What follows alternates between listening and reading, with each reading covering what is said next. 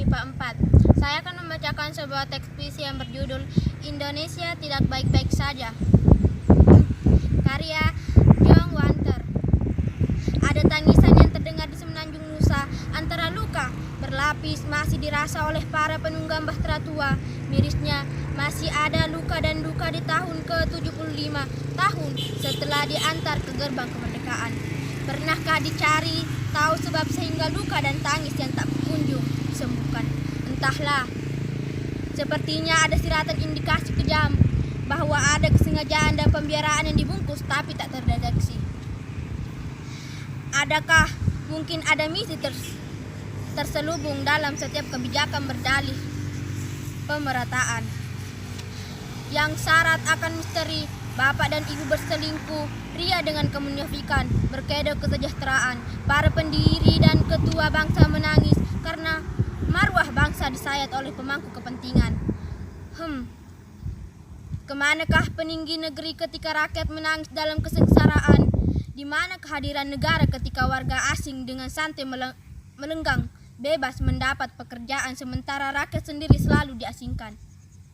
Adalah karya adik yang selalu dijunjung sebagai falsafah bangsa. Namun minim implementasi apik falsafah kemudian meninabobokan generasi yang dihanyutkan dalam manisnya elifonia fantasi, di mana esensi kemanusiaan yang adil dan beradab ketika keadilan merata tak mampu diselenggarakan, di mana esensi persatuan ketika pemerataan pembangunan tak mampu diberikan hingga berimbas kecil harusnya ditangkap sebagai kode yang menuntut untuk ditindak lanjut.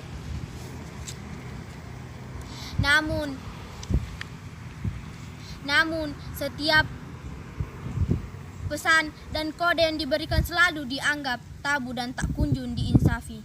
Sadarkah bahwa ketidakadilan orang tua akan menimbulkan keresahan dan kemarahan anak pada puncaknya dapat mengancam kebutuhan keluarga? Lantas, di mana hikmah kebijaksanaan dalam dongeng kepemimpinan ketika para wakil yang sejatinya pesuruh tak becus menyambung suara keresahan yang dirasa? Keberadaan parlemen jalanan adalah bentuk ketidakpuasan terhadap kinerja para penyambung ditentukan oleh jumlah harta dan tinggi rendahnya kasta.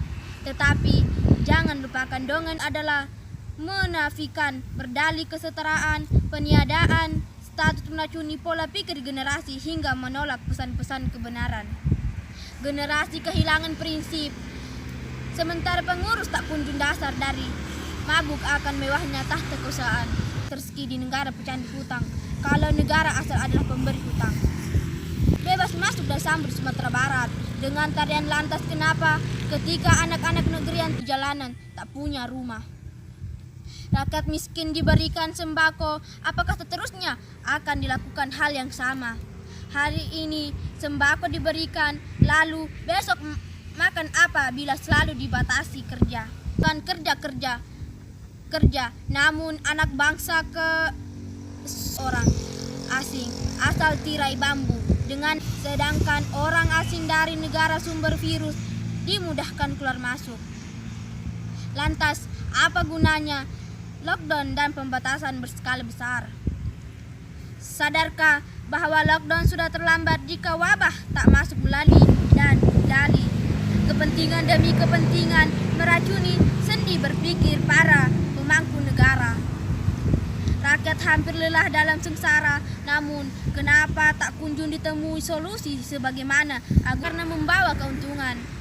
Ketidakadilan perlakuan selalu menghantui anak negeri yang disandingkan dengan konotasi negatif oleh mereka yang katanya pintar. Namun mereka pun terinjak di negeri sendiri karena buah kepintaran yang pincang. Maka jangan salahkan jika realisme diagungkan dalam rangka mempertahankan hak anak bangsa sebagai titipan para pendiri yang harus dirawat dan dijaga.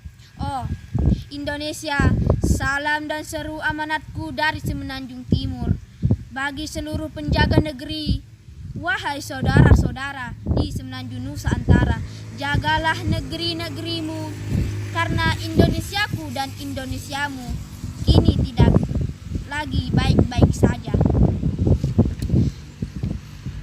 Wassalamualaikum warahmatullahi wabarakatuh. Sekian dan